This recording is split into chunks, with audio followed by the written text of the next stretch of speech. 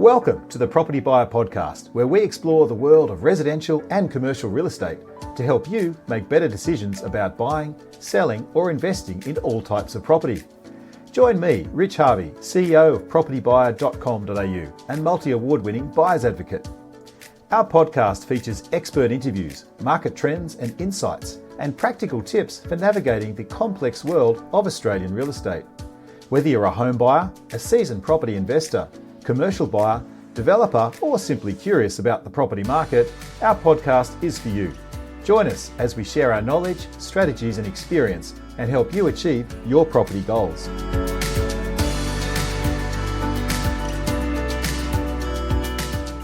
Well, welcome back to the Propertybuyer Podcast, the show where we unpack the insights, the strategies, and the stories to help you make smarter property decisions.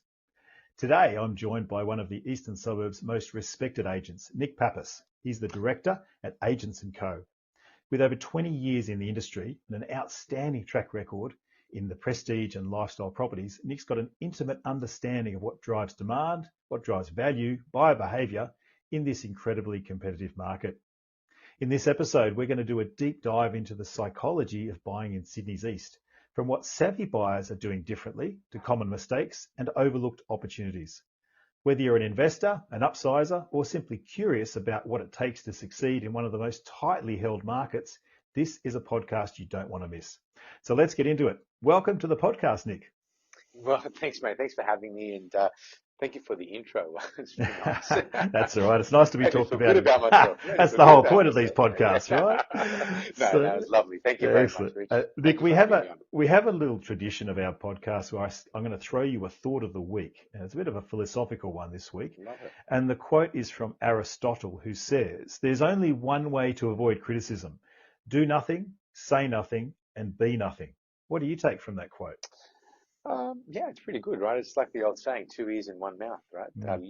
Use them in proportion, so listen. Yeah, that's it. I think, yeah, look, you know, when you're looking at real estate and what I take from that quote, I think sometimes you've got to be careful how you act on things and when's the right time to act on things. So sometimes you do need to do nothing. Sometimes you need to sort of sit back and wait and know when to strike. So that's probably what I take of that at this point. Well, I think of those three monkeys, you know, hear no evil, see no evil, speak no evil. Yeah, very true. But it's kind of like, look, the real estate game's a funny one, isn't it? Like, unfortunately, real estate agents get a bad rap in so many cases because people see them as arrogant or just in it for themselves. And, you know, but people like yourself, Nick, I see you as a great quality agent, not just saying this to pump up your tires, but, thank you know, but there's some agents that really have the interests of their vendors at heart. You know, just like we as buyers agents, we have the interests of our buyers at heart. So, you know, we're just two professionals doing our job. But there are some people that, you know, don't want to stand out from the crowd. They do nothing, and therefore they go nowhere. I think that's also partly what this quote is saying. Yeah. Hey? Look, I think as an agent, it's a hard hat sometimes, isn't it, to wear as what we both do. But I think you're right. You know, your actions speak louder than your words. Correct. So for me, it's all about actions, not about words. Yeah. I think we live in a world today where people do like to talk things up a lot, and it's very easy for them to talk themselves up a lot.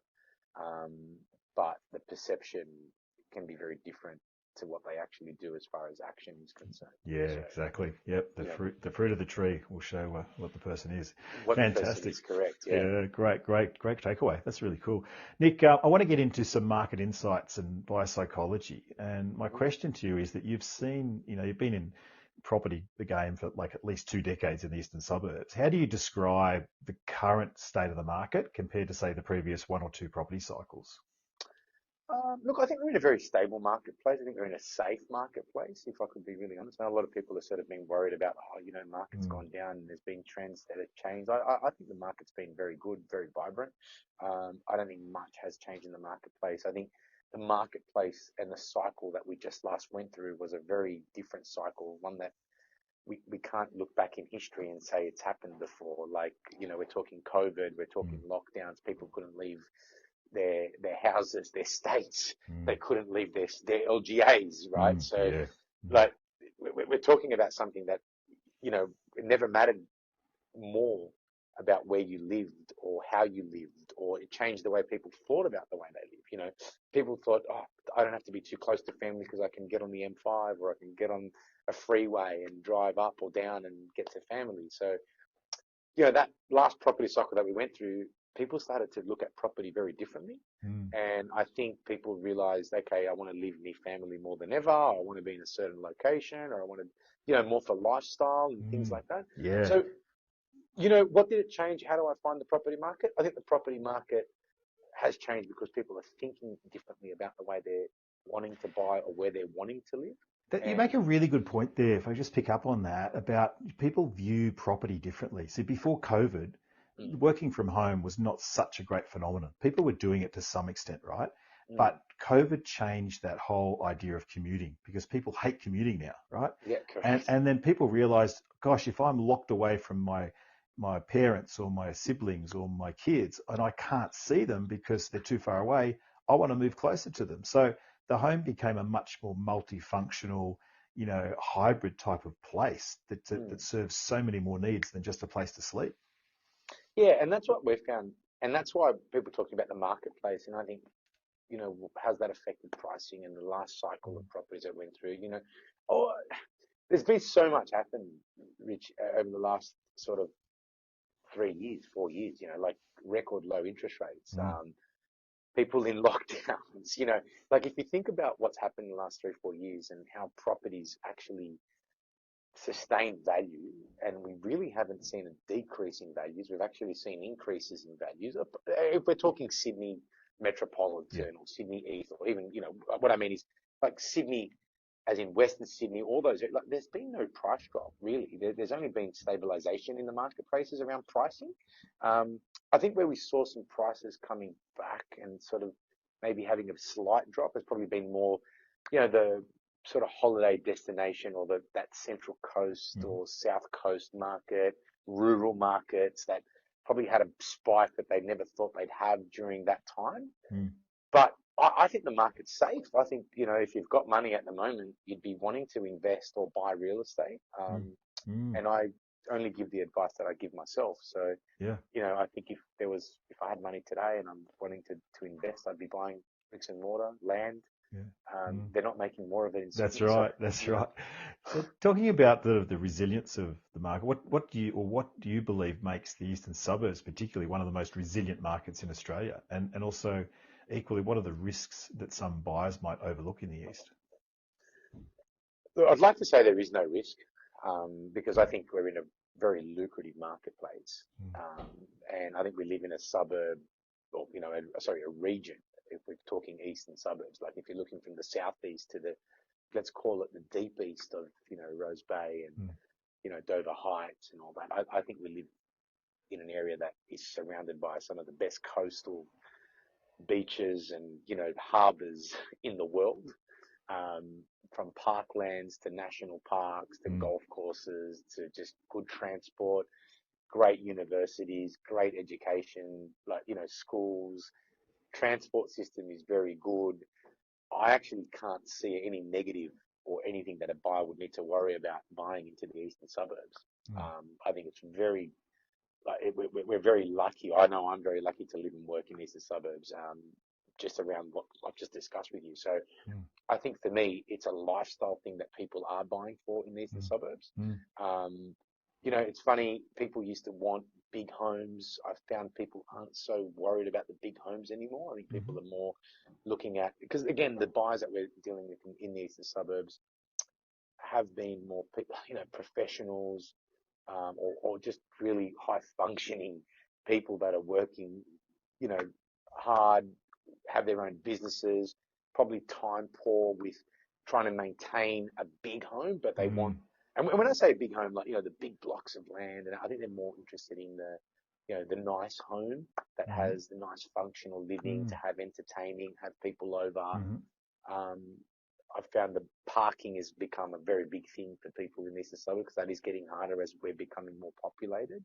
So parking's been a big thing that we're seeing Absolutely. with buyers. Yep. And basement, you see some homes that are selling with basements, or even some of the duplexes that are being built now with basements, like they're just selling a lot better, a lot more money, but not necessarily just money, but just even the time that they're on the market Yes. for. The days on market are less because there's more buyers for that. Of course. Yeah, that's right. Yeah. But, So but tell I me, think, yeah, go on. oh, sorry, I just want to say, I think what's kept the market quite stable in Sydney and Australia in general has been our banking system. I think our banking system have been very diligent on how they've lent money, regardless of people saying the cost of living and all that. I totally agree. But, I look back at the GFC when the banks were repossessing properties, taking properties, selling them as mortgagee sales. And that really hasn't happened at the moment. And that's because the banks have lent money very responsibly. So I really give a lot of credit to the banks, which a lot of people don't like the banks. I actually think they've done really well with how they've been responsible in lending and making sure that we don't see the market crash. Exactly. Really good point there. Yeah, really good point there. So what would be some sort of myths or misconceptions that buyers have when they're looking at the Eastern Suburbs for the first time? To some buyers that aren't local go, oh, it's just impossible to buy. It's just unaffordable. Or, I'd never live around Botany, or, Vaucluse is completely out of reach. What are some of the misconceptions you often hear? Look, I think it all depends on the buyer's attitude to where they're coming from if they're buying in the east. So like we get buyers coming from deeper east to the southeast. We get buyers that live in the southeast that want to go deeper east. It's just, it's all about value, right? Yeah. And it's funny, like, when you look at the demographics of Botany to Maroubra, which are practically neighbouring suburbs, the difference in the median value is, nearly $1 million of a home. But that's the difference, right? And then we're talking a neighbouring suburb. So, people come to me and say sometimes, look, I wouldn't live in Botany. And I'm like, well, why not? Like, like what's wrong with Botany? And it's all factories and, and I'm like, well, not really. That's all gone now. Like it's changed. And a lot of people don't know that because they haven't experienced that shift that's happened yet. Yeah. Look, I lived in Coogee myself for a long time and we moved over to Chifley. And I remember when we moved to Chifley, people said, "Oh, you're going to move to Chifley?" And I said, "Yeah." I said, "Look, I think Chifley's great. Big, we bought a home at the time. It was a 2-story home, swimming pool, garages, nearly 800 square meters of land. And that was 10 years ago. We bought that for like, 1.7 million. And at the time, everyone's like, Chifley, there's housing commission a bit further down and it's a bit far. And I'm like, look, I actually It's don't amazing like that negative perception, isn't there, of certain suburbs, right? Yeah. And look, 10 years later, I've knocked that house down. I built 2 big homes on there and, I've just sold one for 3.5 million. So have I made money? Yes. And that was a suburb where no one wanted to go. And there's a lot more people doing what I'm doing down there. And I also think too, people are priced out of certain suburbs. The neighboring suburbs become the next best thing. And then the next best suburb after, the suburb next to that becomes the next best thing. And I think the demographic of people that are moving into these areas, it's changing and it's becoming very beautiful. Exactly. I mean, a lot of people haven't heard of Chifley or Malabar or Matrimony, for example, the southern part of the Eastern Suburbs, which is, I've got to say, it's a little gold mine, right? You've got some I absolutely love gorgeous little beaches down there. Yeah. It's not as frantic as Coogee or Bondi, right? Yes, it's further from the city. It is closer to the airport, but it's not affected by aircraft noise, right? Significantly. It's not. There's actually no aircraft noise. You'll get more aircraft noise in Coogee than what you will in. Yeah, there you go. So it's just that the name of the northern part of the east is kind of more well known, isn't it? Well, I think it's the history too. You go back 20, 30 years ago, that was very heavy density housing commission, very heavy density. Probably more low cost housing, the social economics of the area were different. Do you know what I mean? But that's changed. It's changed, like all of Sydney has. So in my opinion, I think that's where people come in and say, oh, do I want? But then I get people coming there and realizing, wow, like I didn't know this existed. Do you know what I mean? Like I didn't know this was here. They haven't experienced it yet. They haven't been there yet to understand it. And that's what I'm seeing the big shift happening at the moment. Excellent. I want to ask you about buyer behaviour, particularly in the prestige suburbs like Vaucluse, Double Bay, Rose Bay, Bronte, for example. How has buyer behaviour changed since COVID, do you think? It's interesting. Again, I think it comes back to people understanding what necessities and amenities they really need in life. Like it's made people really understand what they really want and need as far as not just what's in the house, but what's around the house, like what amenities, what, if something did happen, how close could they be to where they need to be for family or, education or hospitals, it's been very interesting. Like we've got a place in Bronte that we're selling at the moment.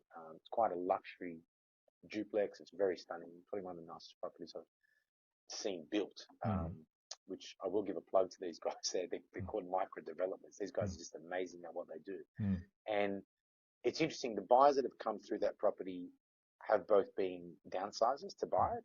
It's a 3-level duplex with lifts and parking and really, really well designed.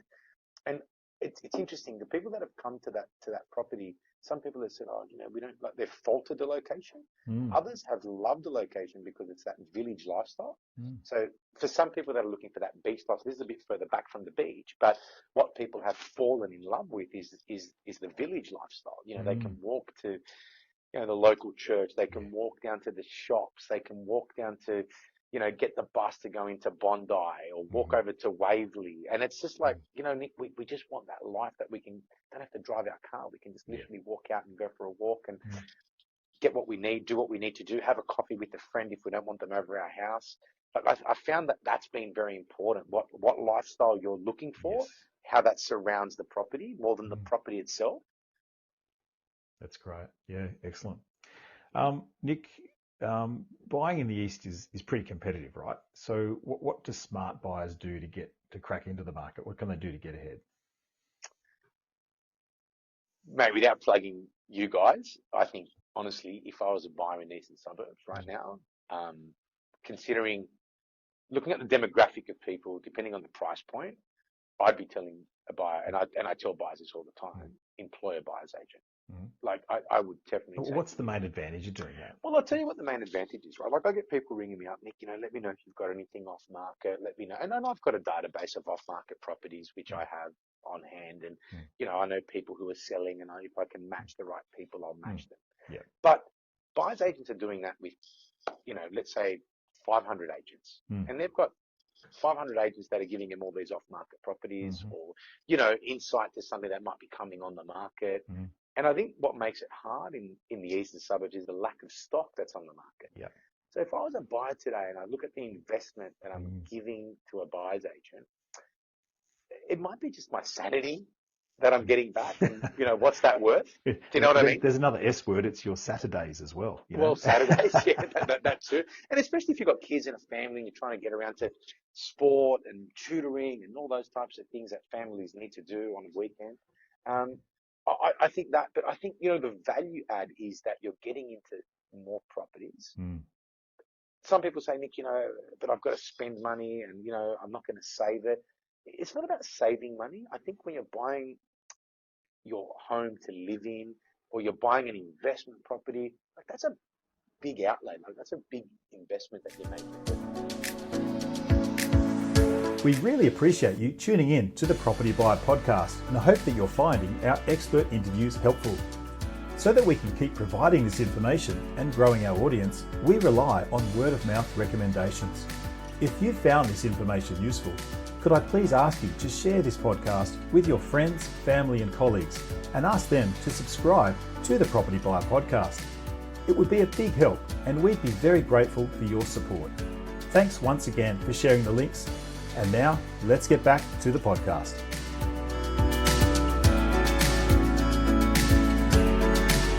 I want to get it right. I mean, I do see some buyers that get what we call them wounded bulls, right? And I'll tell you the story. So especially during COVID, there'd be people that had missed out, and they keep missing out for 6 months. To be honest, we see most people doing it on their own. The DIY buyers, they'll take between 6 months to 12 months to buy the property they want. Now, during that 6 month period or even 12 month period, have a look at what property price is doing, particularly in a moving market like we're moving into right now, where interest rates are declining. So if the market is moving, let's just pick a number, 1% a month upward, and we charge 1.5%, 2%, let's say we just charge 1.5%, you're going to be ahead within 2 months anyway, right? So there's the saving. It's not so much using a buyer's agent to get a bargain and smash and get an incredible discount. in the eastern suburbs, I reckon, I don't know the exact stat, but probably around 50% or more than 50% of what we buy is off market for our clients. But even the volume of listings sold off market is probably that number, particularly in the higher price brackets, where a very large proportion is sold off market because for various reasons. But it's not just time savings, money savings. It's also getting confidence and advice around buying the asset, either for a home or investment, that's going to set you up for the long term, because you don't want to make a mistake. If you're buying a $5 million home, you don't want to waste 350 grand on stamp duty again, selling it again, doing all exactly. that stuff. Yeah. And this is what I say to buyers all the time. I said, look, I'm going to get you into 10, maybe 20. These guys will get you into maybe, 100 properties that you can go and look at. That potentially could be off market for certain reasons. Like I had a vendor yesterday say to me, look, we really don't want to go to market. And I said, look, it's fine. And I don't agree with that, to be quite honest with you. I think you always want to be on the market as a seller. But, there are people that have certain reasons in their lives that they don't want to. And I respect those reasons. But, like for me, the first thing that I do is I go and ring every single buyer's agent that I know about that property, because I know that they're dealing with qualified buyers. Exactly. I'm bringing in qualified people to see my owner's property. And I know genuinely I'm probably going to get a better transaction done with the buyer's agent. And what I will with somebody that's going to say, look, I'm not sure, I need to bring back, someone for a second opinion. It's this person. And then all of a sudden you're waiting. Owners get frustrated by that. Like, I just feel that people don't understand that, maybe it's putting it this way, like even the speed that a buyer's agent can work at, like Correct. Speed is the new currency in life, if that makes sense. People want everything done yesterday. And it's like vendors. They're like, look, we want to go off market because we don't want to have open homes 4 weeks, people coming in and out. It's like, guys, if we're going to do a deal, this is the number, this is where we need to be, these are the sales that are in the area, here's your information. I think a buyer's agent does that before they even come to the inspection. So they've already spoken to the buyer, they've already had the conversation. I think you're going to get a better way of transacting on a property, like just in the speed with the buyer's agent. You know what I mean? That's great. And at that level, you don't want to be missing out because your lawyer couldn't get to look at the contract quick enough, or your lawyer was busy with another client. Like, buyer's agents have relationships with these lawyers. That's it. They get things done quickly. It's like us, like we've got relationships with, solicitors, conveyancers. We're like, guys, we need a contract done ASAP. We've got a buyer that wants to go see this property. We can't take him through till we get a contract. Can you please get the contract ready? Yeah, great. Fantastic. Do you know what I mean? Like, it's just everyone working together and being pragmatic and commercial about Love it. And it's great. So where do you see buyers wasting time or maybe making avoidable mistakes in this market? I honestly think it's around their due diligence. I think they don't know where to go and do their due diligence. And I understand that buyers have to do due diligence. Like, you're spending a lot of money. You need to know that is safe, and it's coming back to their due diligence. Like, it just takes too long. And you got to remember, as a buyer, what are you doing?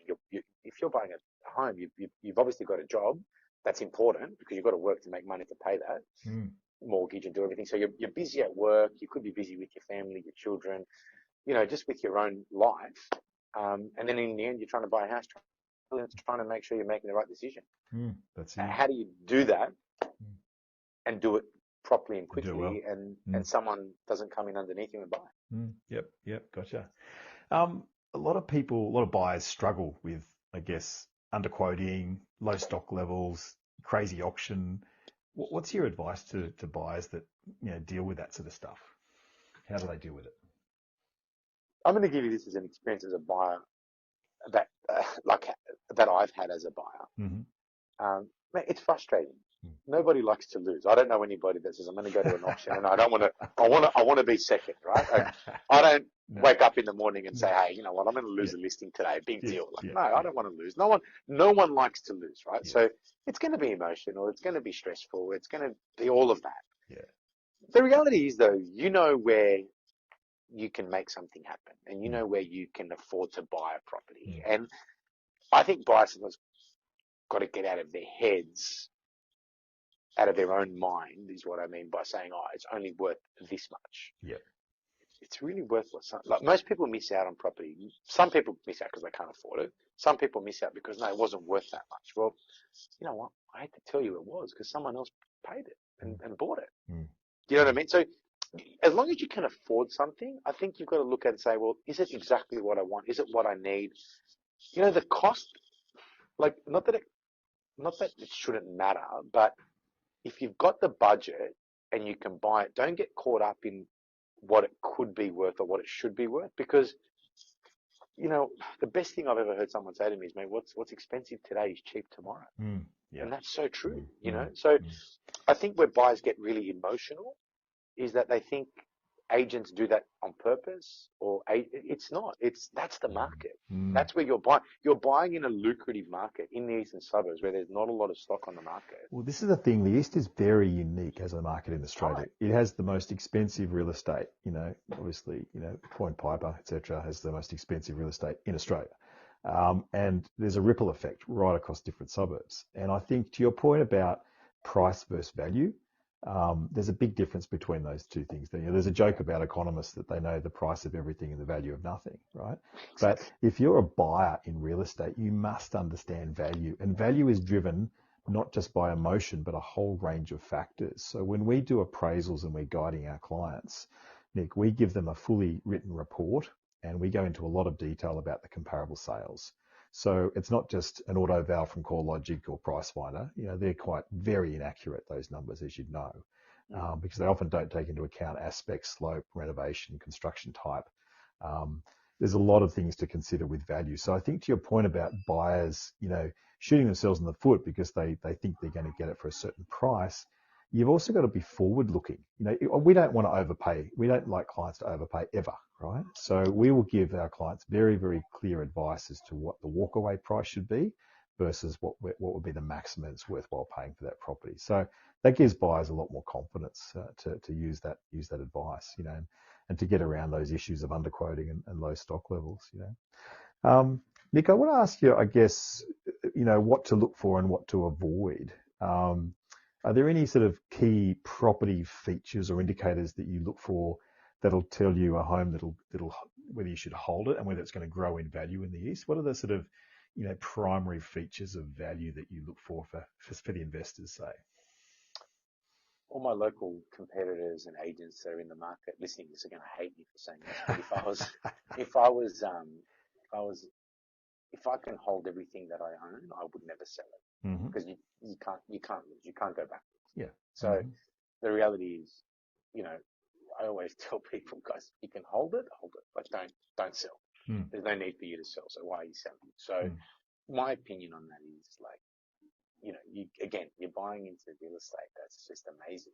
If you can hold it, hold it. But look at, if you have to sell and you're worried, I'm going to sell, and what the costs involved are, think about why you're selling. Think about what you're going to do with that, and where you're going with it. You know what I mean?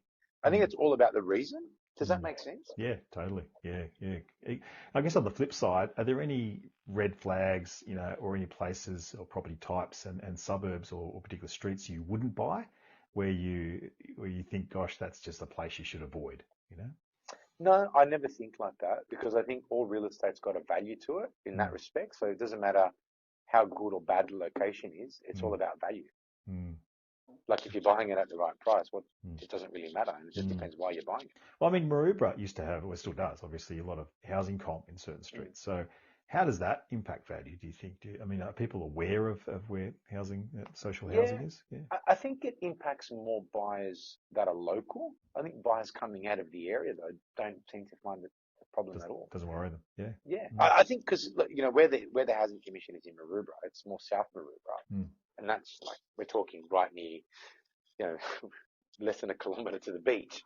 So I think when you look at the price difference, it's about, if I want to live near the beach in that proximity and I want to have that lifestyle, that's what you get. I'm paying a lot less to be here, and I'm happy to live with it.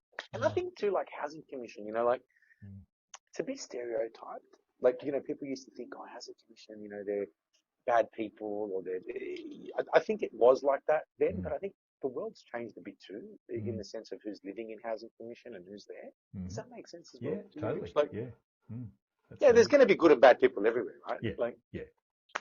That's it. Yeah, cool.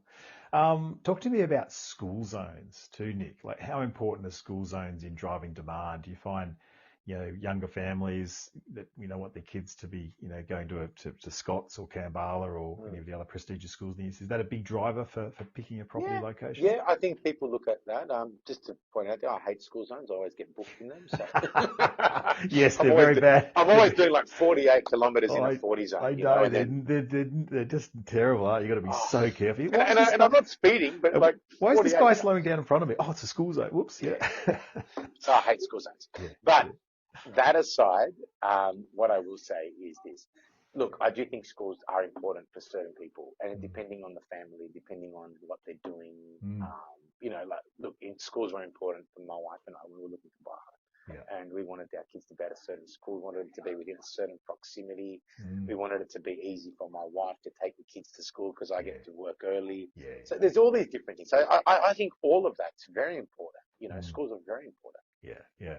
We often find that people will pay, a premium for properties in a certain catchment, just 100%. Because they want their kids. They've got it might be a family thing, that heritage thing that all their grandparents went there and they've just got to be there, or a particular Jewish school with their religion, they want to be there. So there's all sorts of factors, but I think it's definitely an important thing, I think it's very important. I think schooling is very important for families, and we find it to be something that people, depending on culturals as well, like cultural thing, 100%. Yeah.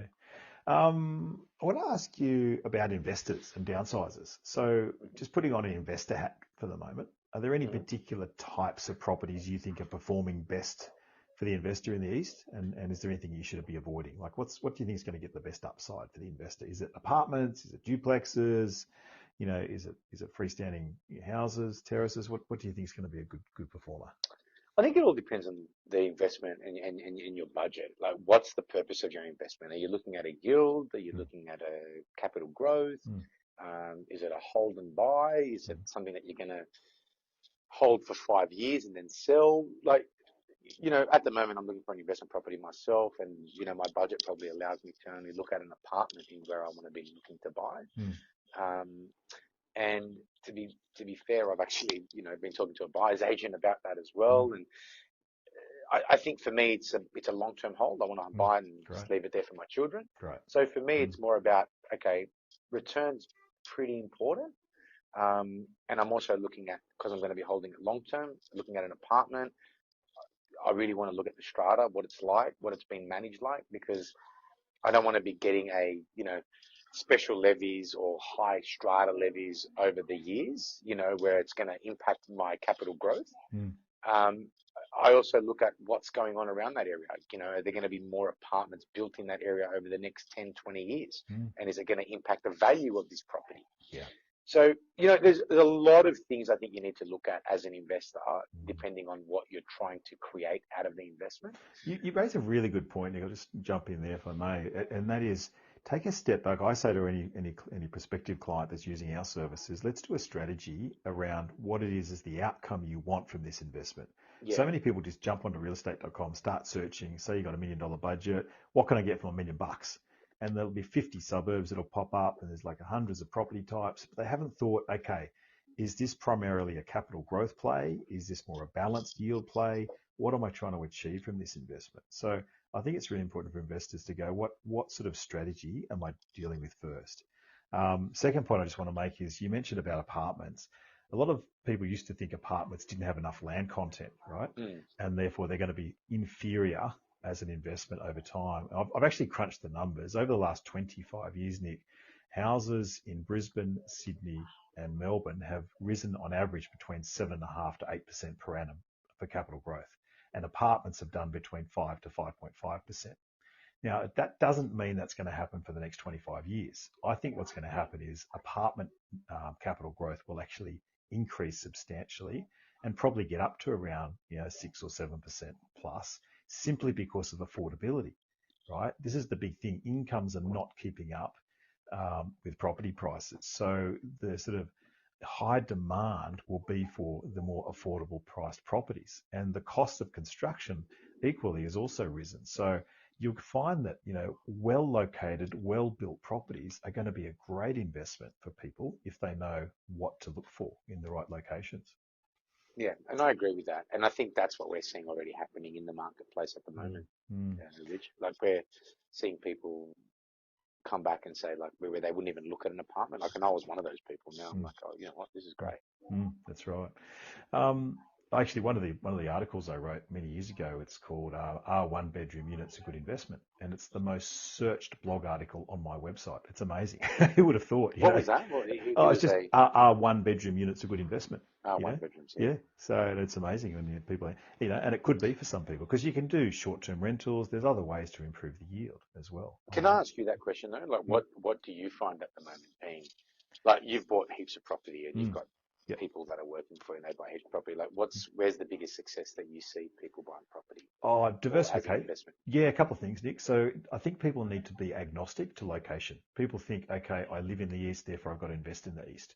But, there's actually many other markets around Australia because the issue of buying 5 properties in the East is you're going to have a massive land tax bill, right?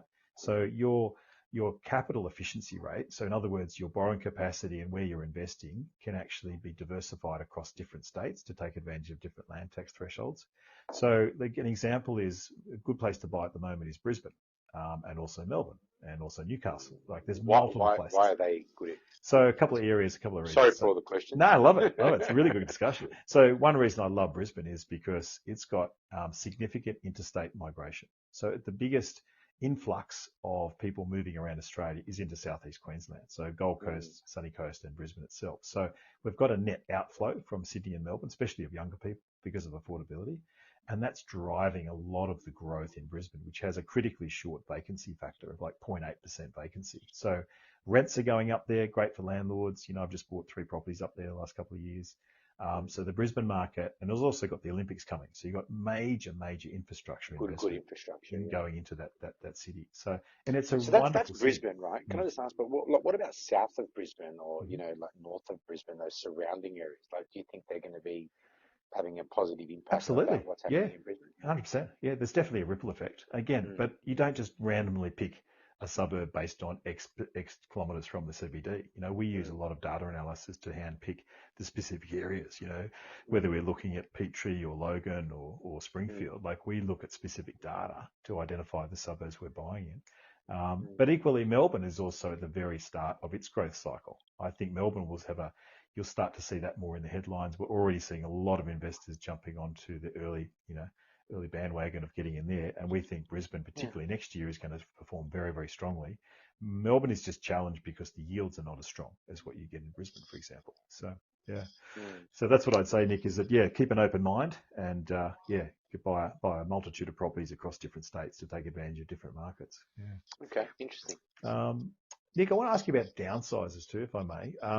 Downsizers, like there's often a challenge for them because they want to move, but there's nothing for them to buy, right? So what's happening with downsizers in the East? Yeah, I think for downsizers, I actually feel sorry for downsizers because they really do want to move. Some of them really want to just simplify life, have some money left over with cash and everything. But I think the problem is it's hard when someone's lived in their property for so long and then have to make such a big change, and then it's hard to find stock for them to buy. Mm-hmm. Does that make sense? So, like the biggest challenge I'm finding with downsizers is they're like, Nick, we want to sell, but we won't sell until we buy, and they're very specific about what they need. And some of these downsizers coming from big homes, some of them don't want to live in apartments. They're like, no, we don't want an apartment. We want a single level home, or we want to, it's a hard marketplace. You know what I mean? Because it's very hard. But then again, when they find what they love, they go for it. They jump on it. You know what I'm finding though more about downsizing? I'm finding more and more people building homes with lifts. Yes. And I'm finding even developments with lifts, like as in not apartments, I mean like duplexes or homes. So they're living in that for longer, you mean? Yeah. I reckon that's what's going to happen. Exactly. I reckon people are going to say, you know what? I don't need to sell. I don't need to leave. Correct. I've got everything. Most people that are downsizing, like they're leaving the big block of land or they're leaving because it's got too many stairs or access or maintenance. Yes. But if you're buying some of these new duplexes that are got a nice little backyard, let's say you've got grandchildren or whatever, they want to come over, you've got enough room for them. There's a room for them to stay and sleep. There's a lift for you to go up and down. Yes. You need everything that you need. Your friends are there. Why would you leave? Yeah, exactly. Like, Well, you wouldn't leave, right? it's that proximity. People know where their favourite cafe is. You know, they know where the doctors are. They know where the bakery is, right? They don't want to move from that. They love it. Yeah. Yeah, So I think people now are realizing how cheap it is to put a lift in a property, yeah, great idea. and realizing that, Yeah. hey, you know what? It's not much maintenance because it's gotten a lot cheaper over the years. I'm sure you would have realized. I think people wanting, like, building homes or buying homes with lifts, Mm. downsizers are loving them. They're like, this is great. Like, we Mm. didn't, we can live here till the day we die, or, Mm. we have to move into a retirement or Mm. nursing home. But I think there's a big opportunity for developers, right, to build high quality downsizer stock because, And that's, you know, 100%. and I'm seeing that now. Like, you know, we do source sites for quite a few developers, and they're always asking, you know, Rich, can you find me a site where I can build 6 luxury full floor apartments or townhouses, you know, whatever. Yeah. So that's certainly a factor. So, Nick, I want to ask you some personal questions, if I may. So you've obviously done quite a number of, you know, high value transactions and that sort of thing. But is there a particularly memorable transaction that stands out and might have sort of and shares a big lesson about buying in the East that you can share? Oh, mate, it's hard to say, isn't it? Like, there's so many good transactions and memorable ones that I've been able to be part of. Look, for me, I'm a bit of an empathetic person, so for me, the most memorable would be how we've managed to get someone to just get into what they need and be happy, if that makes sense. So for me, it's probably one that I'm back to today, which I can't disclose much on, but there's a lady that recently, lost her husband. They had a great relationship. They had this beautiful house. And they had the most amazing life, and he got really unwell really quickly and unfortunately passed away. And I've been helping her look to buy a property, and we finally found something for her. And Wonderful. the biggest thing for her was the hardest part for her was moving out of that property and making all those memories she's leaving behind. Memories, but it was also something that her and her husband discussed before he got unwell. So I think for her, it was more like, you know what, like, I need to do this for him and for us, because this is what we plan to do. And for me, like, helping her find that and getting her to maybe feel good about it all and just seeing her smile. That's lovely. You're helping them on their next life stage. Wonderful. Does that make it like that? That's memorable. That's lovely. And it's not my biggest sale, but yeah, to me, like, I look at life and say, But that speaks to your awesome. that speaks to your sense of job satisfaction. Like, Yeah. you're not so much driven by, to me, that tells me you're not driven by the dollar, but you're driven by helping people achieve their goals. That's wonderful. Look, I get paid for what I do, and without a doubt, that's a byproduct of what I do, right? But one thing that I learned through listening to, a podcast with Mark Burris, and at the time he was talking to Kerry Packer, and I think Kerry Packer said to him, "Why should I buy Wizard Home Loans?" Yeah. And he said, "If you tell me because of loans," he goes, "You're an idiot." He goes, "I won't buy it." He goes, "So think about your answer." Yeah. And it was in Mark Burris's book. And, Kerry Packer said, "Mate, you're in the business of people." Yeah. And I'm in the business of people, not the business of houses or how much commission I'll charge. That's right. I think that's a byproduct of my job. Yeah. But I'm here to help people create what they need. That's great. Yeah, great. Tell me about your approach to negotiation over your career, particularly when emotions are pretty high and competition's fierce. How do you manage the negotiation process with your buyers and your vendors? Look, I usually lock the buyers in a room, close the door. Get an auctioneer and say, "Bring the hammer down," right? Yeah. Yeah, come on, mate. You're going to pay it, right? No. Yeah. Look, I think it's all about understanding where both parties are coming from. Yeah. Again, I've got a negotiation today, which is a very hard negotiation. It's been very difficult for the vendors. They're at a major loss. Yeah. The purchase is at a major loss as well because it was told by an agent their property is probably worth $8 million and they ended up selling it for 5.65, which is very sad. Yeah. So she had a different expectation when she started the negotiation with me, and now all of a sudden, it's just been difficult, right? So I think that negotiation with my owner has been hard too, because they're like, "Well, why can't we get what we want?" And it's like, "Well, we've had so many people through the property. This is the best buy that we've got." Yeah. And it may not be the offer that you want, yes, but it may be the offer that we need to really accept, considering we know where other buyers have been at and where that's been. And it's not, I see a lot of agents get into arguments with owners about accepting a price, and or with with owners getting into an argument with their owners, like, oh, you should be listening to me. You should do what I say. I'm the professional. Yes, you are. And yes, you are the professional. Yes, you do know what you're talking about. I'm sure every agent probably knows, and, they've got a lot of data, but maybe ask them why they can't accept it and work on that solution. Do you know what I mean? It's the same with the buyer when they say to me, look, Nick, I can't afford it. And it's like, look, why can't you afford it? And it's like, look, we really love it, but I just can't afford to give that price. And it's like, why? And sometimes you work out that they don't see value in it, and maybe they're not the buyer. Do you know what I mean?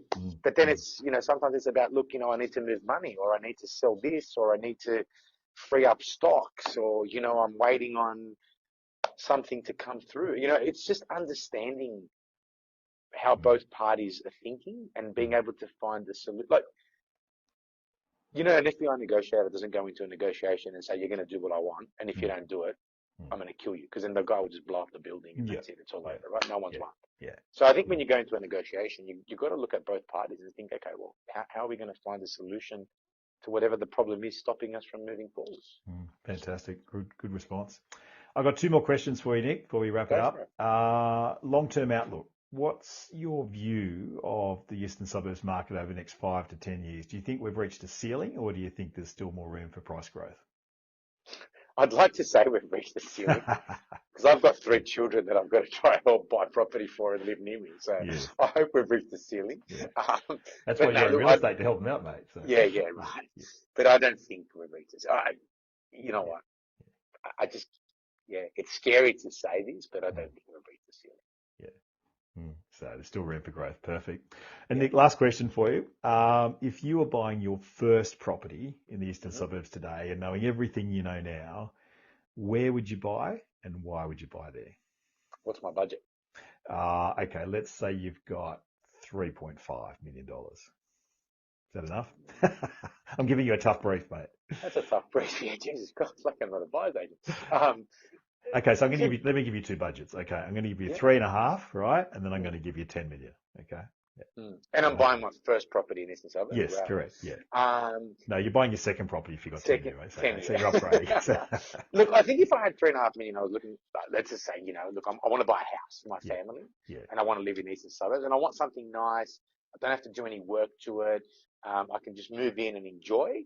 I'd honestly be looking around that sort of southeast of, Matraville, Chifley, Little Bay, Malabar. I'd be looking around there. I'd be looking for maybe a really beautiful duplex or a single level sort of older style home that I can maybe add some value to in the future. But I'd be looking around those areas because, one, again, beautiful beaches, decent transport, good little schools, like community schools. I'd say the golf courses, the parklands, easy access to the M5, the airport. Like, it would just suit my lifestyle, which is why I moved there, right? And I think I can buy there with that sort of budget. Yeah, correct. If I had 10 million, look, I love Coogee. I really do love Coogee. I think it's always had a soft spot for me. I'd be looking at Coogee. I love what Coogee's about. I love the beach. I love the restaurants. I love the lifestyle. I love that you can, get out and there's beautiful walks. It's just, I've got a soft spot for Coogee. So I'm just saying, like, that's for me. Like, if you're asking me as a buyer, I'd definitely be, are there other suburbs you can buy in? Yeah, 100%. Look, I think Bronte's a lovely area. I like the beachside suburbs. So you've got a good selection when you hit $10 million. Yes.